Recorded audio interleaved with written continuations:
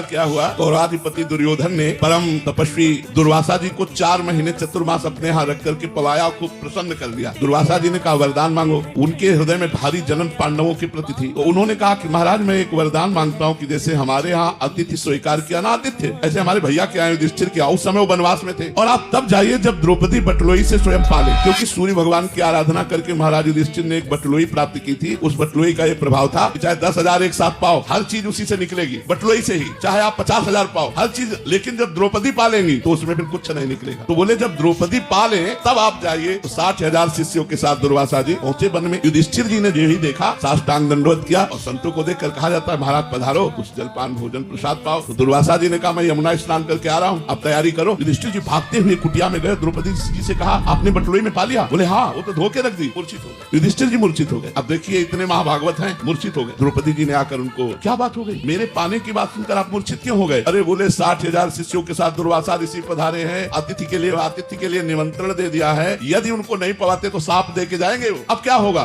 द्रौपदी जी ने कहा तुम्हें सूर्य प्रदत्त बटलोई पर विश्वास है? श्री की धरण हो चुका था उस समय, उन्होंने देख लिया था, इसलिए पूर्ण विश्वास श्री कृष्ण पर हो गया था। उन्होंने कहा तुम्हें एक बटलोई पर विश्वास है सूर्य प्रदत्त, लेकिन भगवान श्री कृष्ण पर विश्वास नहीं, आप प्रसन्न रहिए। और कहा हे कृष्ण, देखा सामने से पीताम्बर फहराते हुए आए। कहा द्रौपदी बहुत भूख लगी है। बोले समस्या पे समस्या, समस्या तो इसी बात की है, 60,000 शिष्यों के साथ दुर्वासा ऋषि आए, हमने बटलोई में पा लिया। तो भगवान ने कहा बटलोई लाओ, और उससे एक शीत चिपका हुआ निकला साग का, और जे ही मुख में डाला पूरा विश्व तृप्त हो गया। जे ही भगवान ने पाया सबके पेट फूल गए। उन 60,000 शिष्यों दुर्वासा